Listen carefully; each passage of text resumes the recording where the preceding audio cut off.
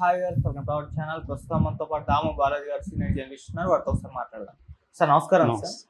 Sir Jammu కాశ్మీర్లో ఉగ్రదాడి తర్వాత భారతదేశంలో ఉన్న ముస్లింలందరినీ కూడా అంటే పాకిస్తాన్ వాళ్ళందరినీ కూడా పంపించేస్తున్నారు కదా. ఈ నేపథ్యంలో ఒక న్యూస్ వైరల్ అవుతుంది. ఆంధ్రప్రదేశ్లో కూడా పాకిస్తాన్కి చెందిన టెర్రరిస్టులు ఉన్నారని చెప్పేసి కూడా అంటున్నారు. నంద్యాలలో పాకిస్తాన్ జెండాలు కనిపించాయని కూడా అంటున్నారు.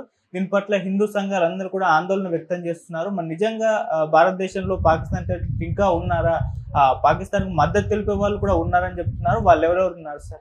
ఇప్పుడు ఒక మార్నింగ్ నుంచి ఒక వార్త వైరల్ అవుతుంది. అదేంటంటే ఆంధ్రప్రదేశ్లో పాకిస్తాన్ టెర్రరిస్టులు ఉన్నారని, ముఖ్యంగా నంద్యాలలో ఒక సంఘటన జరిగింది. ఆ సంఘటనని బేస్ చేసుకొని ఆంధ్రప్రదేశ్లో పాకిస్తాన్ వాళ్ళు ఉన్నారు, వాళ్ళని పంపించేయాలి అనేది ఒక డిమాండ్ జరుగుతుంది. ముందుగా నంద్యాలలో ఏం జరిగింది చూసి తర్వాత దేశవ్యాప్తంగా పాకిస్తానీ సపోర్టర్స్ ఎవరెవరు ఉన్నారనేది మనం చెప్పుకుందాం.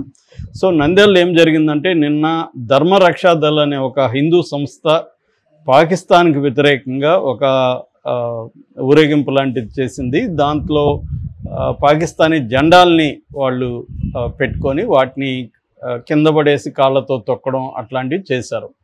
చేసిన తర్వాత వాళ్ళు రోడ్డు మీదే ఆ జెండాల్ని వదిలేసి వెళ్ళిపోయారు.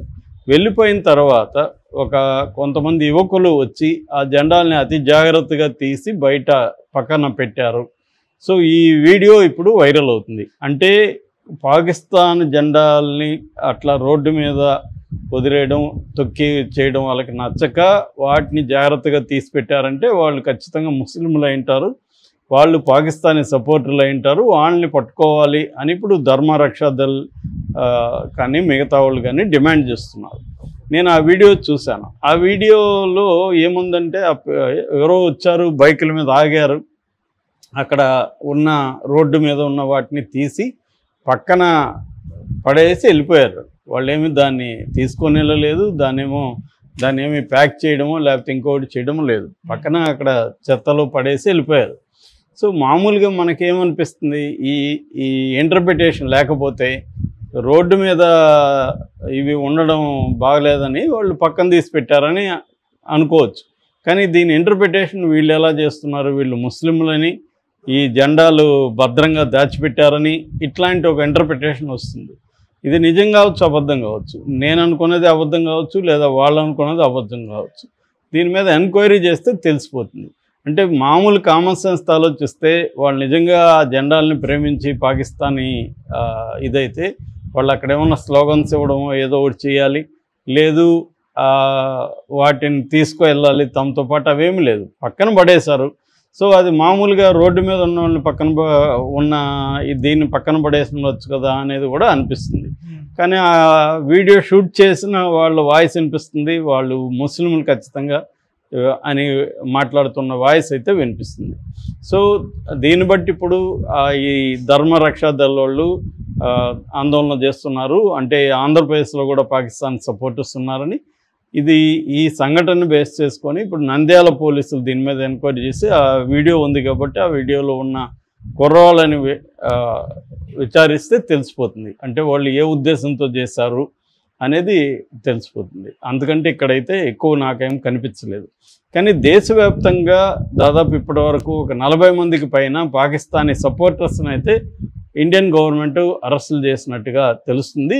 చాలామంది మీద కేసులు అయితే నమోదు చేస్తుంది. ముఖ్యంగా ఒక అస్సాంలోనే 36 మందిని అరెస్ట్ చేసినట్టు హిమంత బిస్వా శర్మ అస్సాం ముఖ్యమంత్రి ప్రకటించాడు. అందులో ప్రధానంగా అమీనల్ ఇస్లాం అని ఒక ఎమ్మెల్యే, ఆయన ఏఐయుడిఎఫ్ అంటే ఆల్ ఇండియా.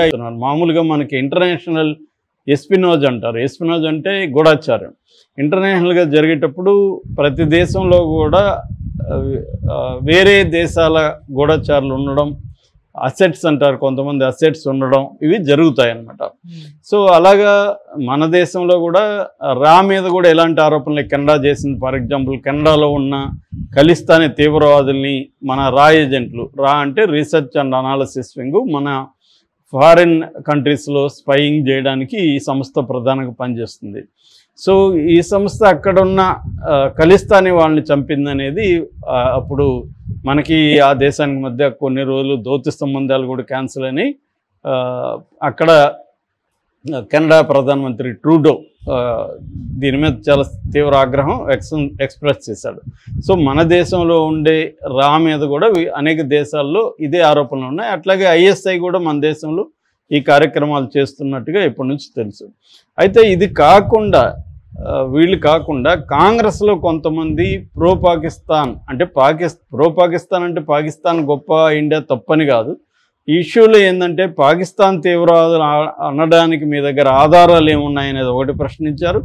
రెండు, మీ వైఫల్యాన్ని కప్పిపుచ్చుకోవడానికి ఇలా చేస్తున్నారని ఆరోపించారు. మూడు, మోడీ అక్కడ సౌదీ అరేబియాలో పర్యటన అర్ధాంతరం ముగించుకొని వచ్చి సమావేశం అయ్యాడు, అంత బాగానే ఉంది. కానీ అఖిలపక్ష సమావేశం ఢిల్లీలో జరుగుతుంటే దానికి హాజరు కాకుండా బీహార్లో ఎన్నికల సభల్లోకి పాల్గొని అక్కడ నుంచి పాకిస్తాన్కి టెర్రరిస్టులకు వార్నింగ్ ఇవ్వడం అనేది ఇది కేవలం మోడీ ఈ ఇష్యూని ఎన్నికల కోసం వాడుకుంటున్నాడు.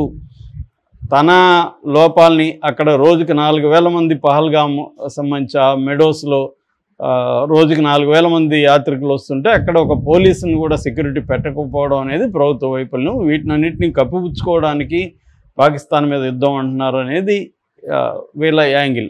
దీంతోపాటు చాలామంది పాకిస్తాన్తో యుద్ధాన్ని వ్యతిరేకించే వాళ్ళ సంఖ్య కూడా గణనీయంగానే ఉంది. దీనికి కారణాలు కేవలం పాకిస్తాన్కి ప్రోగా ఉండడము, ఇండియాకి వ్యతిరేకంగా ఉండడము కాదు.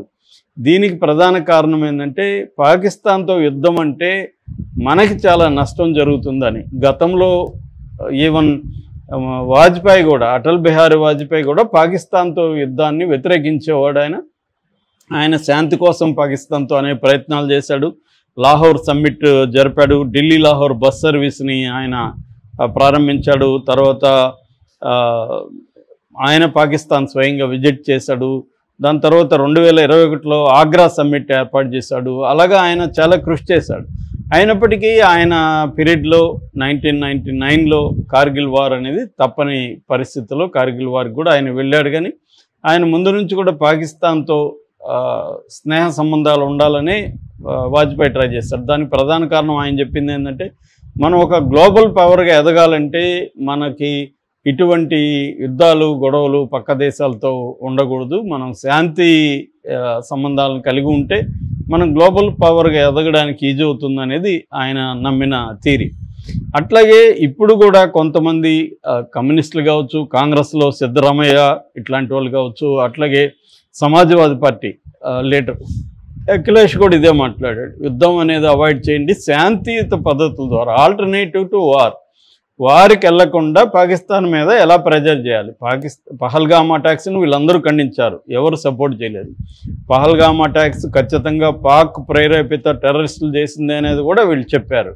అయితే అట్ ద సేమ్ టైం పాకిస్తాన్తో యుద్ధానికి పోవడం అనేది కరెక్ట్ కాదు.